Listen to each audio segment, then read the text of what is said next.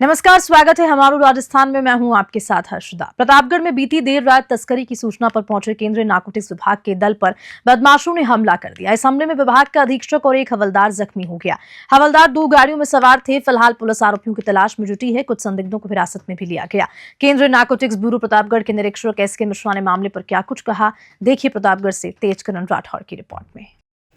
मामला ये था कि केंद्रीय नारकोटिक्स ब्यूरो प्रतापगढ़ को एक गुप्त सूचना प्राप्त हुई थी।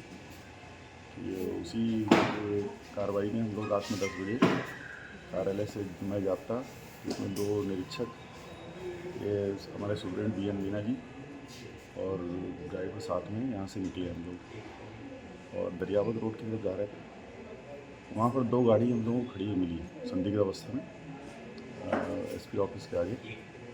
तो उनको रोक के जैसे ही पूछना चाहा कुछ तो भागने लगे। इसमें RJ 47 नंबर गाड़ी थी। उसने काफ़ी देर घुमा के गाड़ी भगाने की कोशिश की। उसको हम लोगों ने पीछा किया। आगे जाके बस्ती में कहीं नैवेद्यम होटल के पास उन्होंने गाड़ी रोकी। फिर हम लोगों ने वहाँ पर गाड़ी रोक के पूछताछ करने के लिए जैसे ही निकले, उन्होंने ताबड़तोड़ हमला कर दिया हमारी गाड़ी पर, जिसमें हमारे BN मीना अधीक्षक जी को काफ़ी चोटें आई हैं और जब एक शोएब खान करके हवलदार है, उसको भी चोटें आई हैं और दोनों को यहाँ पर इलाज के लिए भर्ती कराया और आप इससे देख सकते हैं काफ़ी इनको चोटें आई हैं। सर, आपने कोई मामला दर्ज करवाया? जी हाँ, इसका मामला दर्ज कराया गया है कोतवाली। कितने होंगे सर वो संदिग्ध और कैसे हमला किया? तकरीबन 10 लोग होंगे और 2 गाड़ियों में थे। हमला कैसे किया सर उन्होंने? कोई धारदार हथियार? उनके पास हथियार भी थे, धारदार हथियार, और जिस हिसाब से चोट लगी उस हिसाब से धारदार हथियार होना है प्रतीत होता है, और डंडे और पत्थर सभी थे उनके पास। कांच की बोतलें वगैरह? कांच की बोतलें थी और वो ड्रिंक भी कर रखी थी और हाथ में उनके बोतल वगैरह भी थी। तो हो सकता है उससे हमला किया हो। खबर हनुमानगढ़ से है, जहां जिला कलेक्टर कानाराम ने जिला कलेक्ट्रेट में जनसुनवाई की। इस दौरान चक 42 NCG के किसान गुरजिंदर सिंह ने जिला कलेक्टर से इच्छा मृत्यु की मांग की। पीड़ित किसान गुरजिंदर सिंह ने मामले पर क्या कुछ कहा, देखिए हनुमानगढ़ से ब्यूरो चीफ विनोद चौधरी की रिपोर्ट में। चक 42 NGC चक ज्वाला सिंह वाला ग्राम पंचायत से आए हैं, जो पिछली कई जन सुनवाइयों में पहुंच चुके हैं। लगभग 6 मंथ हो चुके हैं, हमारे को चक्कर काट रहे हैं, हमारी कोई सुनवाई नहीं हो रही है। हमारा पक्का खाड़ा जो पहले चल रहा था, हमारे पानी लग रहा था, अच्छी फसल हो रही थी, लेकिन सरपंच महोदय द्वारा 2 साल से तोड़ दिया गया है और उसको नया बनवाया नहीं गया है, आधा अधूरा बीच में छोड़ दिया गया है। हमारी 2 साल से फसल खराब हो रही है, बिल्कुल भी कोई आमदन नहीं हो रही है वहाँ से, और नहरी विभाग द्वारा बयाना लगातार वसूला जा रहा है और हमारे से फसल ना होने के चक्कर में बयाना फिर भी हम दे रहे हैं। हमारी 4 जन सुनवाइयाँ में लगातार हम आ चुके हैं, आज भी आए थे हम, लेकिन अभी तक कोई ठोस कदम नहीं उठाए गए हैं और हमारे को लगातार आश्वासन दिया जा रहा है कि आज आपका निर्माण कार्य आज चालू हो जाएगा, कल चालू हो जाएगा, लेकिन कोई प्रॉपर तरीके से कोई हमारे को, आज भी हम इच्छा मृत्यु लेकर आए हैं, अभी जहाँ तो हमारे को इससे अच्छा मृत्यु दे दो, नहीं हमारा काम कर दो, जो है हमारे फसल होने लग जाए। केंद्रीय गृह मंत्री अमित शाह की ओर से डॉक्टर भीमराव अंबेडकर को लेकर दिए गए बयान के विरोध में बीकानेर शहर व देहात कांग्रेस ने शुक्रवार को गंगा थिएटर से कलेक्टर परिसर तक मार्च निकाला और गृह मंत्री अमित शाह का पुतला फूंका। कांग्रेस के शहर अध्यक्ष यशपाल गहलोत ने मामले पर क्या कुछ कहा, देखिए बीकानेर से लोकेश भौरक की इस रिपोर्ट। जिस तरीके से भारतीय जनता पार्टी संविधान को तोड़ने का काम कर रही है, जिस तरीके से उनकी जो मंशा थी कि ये संविधान के खिलाफ है, इन संविधान के कानून को ये खत्म करने का जो काम कर रही है, उनकी यह चेहरा सामने आ चुका है। ये बाबा साहब को मानने वाले लोग नहीं है, ये संविधान को मानने वाले लोग नहीं है। जिस तरीके से उनकी शुभनीय भाषा उन्होंने जो कल सदन में कही है, वो पूरे हिंदुस्तान के लिए बहुत बड़ा कुठाराघात है। मैं ये समझता हूँ कि राष्ट्रपति मोदी को उनकी टिप्पणी पर उनका इस्तीफा लेना चाहिए और कड़ी से कड़ी उनके खिलाफ कार्रवाई करनी। वो तमाम बातें ठीक है, आपका बीकानेर के लोग आज मंत्री नजर नहीं है, सदन प्रोग्राम हुआ है, आज कल हमारी प्रेस वार्ता है, बाबा साहब को लेकर सब आएंगे, तमाम नेता आएंगे, हम सब एक होकर प्रदेश से एक होकर इस आंदोलन, इस बाबा साहब के खिलाफ जिस तरीके से उन्होंने रवैया दिखाया है भारतीय जनता पार्टी के, उसके खिलाफ हमारी पूरी कांग्रेस एक है और एक होकर हम इसका प्रदर्शन ग्राउंड पे नजर के। आपने हमारे प्रदेश कांग्रेस कमेटी का जो प्रदर्शन देखा होगा, जिस तरीके से उन्होंने बलपूर्वक रोकने का काम किया। बीकानेर में हम सब एक हैं। 2 दिन पहले भी हमारा आपने देखा होगा प्रेस वार्ता थी, उसमें हम तमाम सब देहात में गोविंदराम जी बैठे थे। हनुमानगढ़ साइबर थाना और साइबर सेल द्वारा एक बड़ी कार्रवाई करते हुए एक बड़े साइबर ठग गिरोह का खुलासा किया गया। एसपी अशरत अली के अनुसार पुलिस ने पीड़ित की 10 लाख रुपए की राशि रिफंड करवाई है और दोनों आरोपियों के खिलाफ 15 राज्यों में 51 मुकदमे दर्ज किए। इस बारे में पुलिस अधीक्षक अशरत अली ने क्या कुछ बताया, देखिए हनुमानगढ़ से ब्यूरो चीफ विनोद चौधरी की इस खास रिपोर्ट में।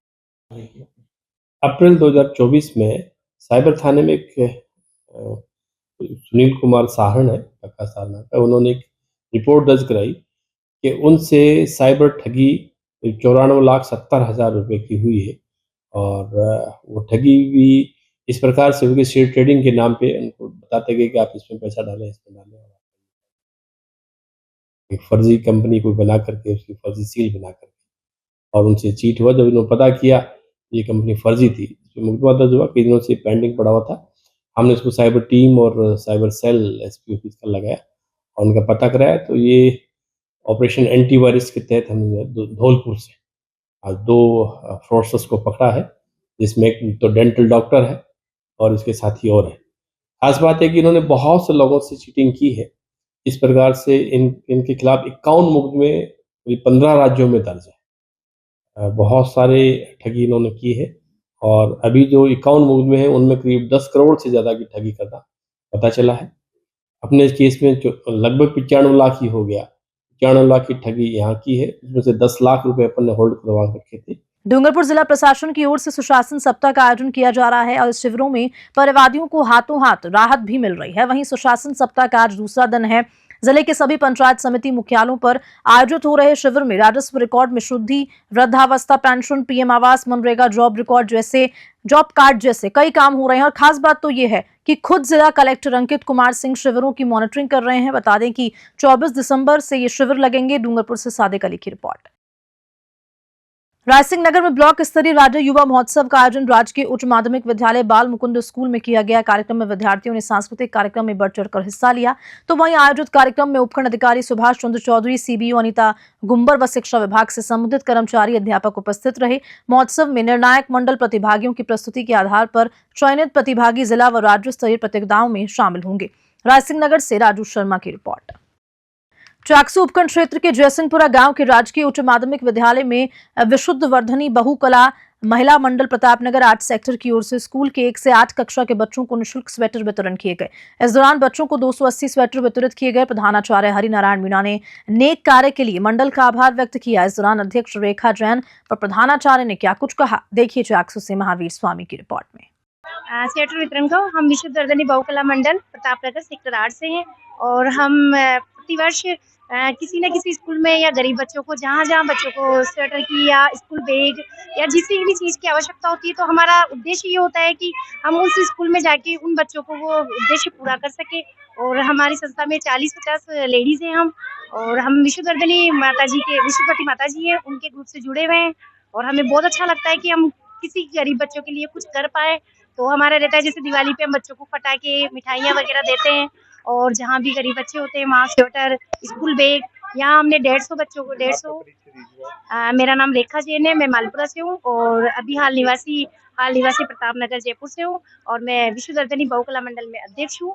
बहुत हर्ष का विषय है कि मेरे विद्यालय के अंदर विशुद्धवती माता संघ के द्वारा स्वेटर वितरण किया गया, जो 1 से लेकर के 10 तक के बच्चों का वितरण यहाँ पर किया गया है, जो बच्चों को सर्दी को देखते हुए इस मंडल ने किया गया है, जो एक अभूतपूर्व संस्था के लिए एक ख्याति है कि मेरे इस विद्यालय में ओबीसी के बच्चे होते हुए इन्होंने चुना और चुन करके वह बच्चों के लिए सर्दी का आगे के भविष्य को देखते हुए इन्होंने परोपकार की भावना से भामाशा के रूप में स्वेटर वितरण किया गया। मैं हरिनारायण मीणा, संस्था प्रधान, राजकीय उच्च माध्यमिक विद्यालय जयसिंहपुरा जयपुर। सवाई माधोपुर में श्री अग्रसेन सेवा समिति के तत्वावधान में श्री अग्न भागवत ज्ञान अमृत कथा का आयोजन आज 20 दिसंबर शुक्रवार से 22 दिसंबर रविवार तक किया जाएगा। इस अवसर पर आज प्रातः 10 बजे अग्रवाल धर्मशाला शहर से विशाल कलश यात्रा निकाली गई। कलश यात्रा में सैकड़ों की तादाद में महिलाओं ने शिरकत की।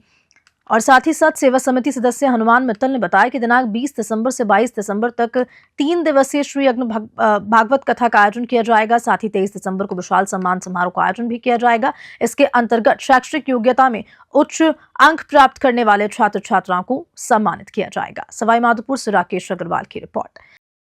चाकसू क्षेत्र के राजकीय उच्च माध्यमिक विद्यालय रामनगर कोटबादा में आज कक्षा 9वीं से 32 बालिकाओं को राज्य सरकार द्वारा प्रदत्त निःशुल्क साइकिलें वितरित की गई। इस प्रधानाचार्य धर्मेंद्र कुमार मीना व रामनगर सरपंच बनवारी लाल शर्मा कार्यक्रम में उपस्थित रहे। वितरण के माध्यम से बालिका शिक्षा को प्रोत्साहित करने वाली राज्य सरकार की इस अनूठी योजना की प्रशंसा की तथा समाज में बालिकाओं को आत्मनिर्भर बनाने और लैंगिक समानतापूर्ण व्यवहार पर बल दिया गया। साइकिलें पाकर बालिकाओं के चेहरे खिल उठे। इस अवसर पर प्रधानाचार्य एवं सरपंच के अतिरिक्त एसएमसी अध्यक्ष राम अवतार मीना, वरिष्ठ अध्यापक मदन लाल चौधरी, सुनीता मीना, हंसराज शर्मा आदि उपस्थित रहे। चाकसू से महावीर स्वामी की रिपोर्ट। डीग के कोतवाली क्षेत्र में गणेश मंदिर रोड पर बाइक और ट्रक की जोरदार भिड़ंत हो गई। इस हादसे में बाइक सवार की मौके पर मौत हुई। पुलिस ने मृतक के शव को मोर्चरी में रखवाया है। थानाधिकारी रामकेश मीणा ने बताया कि पोस्टमार्टम सुबह किया जाएगा। मृतक कपिल डीग के गांव नारायणा कट्टा का निवासी बताया जा रहा है। डीग से पंकज शर्मा की रिपोर्ट। जम्मू कश्मीर के मुख्यमंत्री उमर अब्दुल्ला आज जोधपुर पहुंचे। जोधपुर से जैसलमेर जाने का कार्यक्रम प्रस्तावित है। वहीं जैसलमेर जाने से पहले एयरपोर्ट पर मीडिया से मुखातिब होते उन्होंने क्या कुछ कहा, देखिए जोधपुर से ब्यूरो चीफ मनोहर सिंह की इस रिपोर्ट में। सर एक बड़ी की खुशी की बात है कि जीएसटी का पहली बार राजस्थान में कार्यक्रम होने जा रहा है। कई राज्यों के मुख्यमंत्रियों से सम्मिलित हो रहे हैं, क्या कुछ कहना चाहेंगे सर? बड़ी अच्छी बात है। जैसलमेर में जीएसटी की काउंसिल और उसके साथ साथ प्री बजट जो कंसल्टेशन मीटिंग है वो रखी गई है। इससे हम जैसे लोगों को एक मौका मिला। पहली मर्तबा जोधपुर आया हूँ, अब गाड़ी के जरिए जैसलमेर जाऊंगा, तो राजस्थान का ये हिस्सा भी देखने का मुझे इसी बहाने मौका मिला। उम्मीद करता हूँ कि फिर कभी छुट्टी के लिए भी यहाँ आ पाऊंगा, लेकिन चलिए आज काम के बहाने यहाँ आ गए। लोकतंत्र के इस देश में वन नेशन वन इलेक्शन पे जो वोटिंग हुई है, क्या कुछ? अभी तो वोटिंग हुई नहीं ना, अभी तो सिर्फ इंट्रोड्यूस किया गया है। अभी तो उस पर बहस होना बाकी है और पार्लियामेंट के साथ साथ कई रियासतों में भी उसको पास करना होगा। आगे बातचीत चलने दीजिए, देखते हैं कहां तक पहुंच जाता है। राहुल गांधी मेड़ता सिटी के प्रतिष्ठित केसर देवी स्कूल में यूरेका साइंस फेयर 2024 का भव्य आयोजन किया गया। इस आयोजन में स्कूल के नन्हे वैज्ञानिकों ने अपनी रचनात्मकता और विज्ञान के प्रति रुचि का परिचय देते हुए कई आकर्षक मॉडल प्रस्तुत किए। स्कूल की प्रिंसिपल प्रियंका बेहरा और रुचि चौधरी ने बताया कि कक्षा 4 से 9 के 510 बच्चों ने हिस्सा लिया। इस प्रकार के आयोजन छात्रों में वैज्ञानिक दृष्टिकोण को बढ़ावा देते हैं। मेड़ता सिटी से सुशील दिवाकर की रिपोर्ट। आज फिट इंडिया के तहत केसर देवी स्कूल में यूरेका 2024 साइंस फेयर का आयोजन किया गया और इस साइंस फेयर में साइंस, एसएसटी, मैथ्स और जीके एनवायरनमेंट से रिलेटेड स्टूडेंट्स ने 140 प्रोजेक्ट बनाए थे, जिसमें 75 प्रोजेक्ट्स को प्रेजेंट किया गया। उसमें बहुत सारे वर्किंग और नॉन वर्किंग मॉडल्स भी थे। क्लास 4th से लेकर 9th के सभी बच्चों ने इसमें पार्टिसिपेट किया और इसी यूरेका 2024 में पोस्टर मेकिंग और क्विज कंपटीशन का भी आयोजन किया।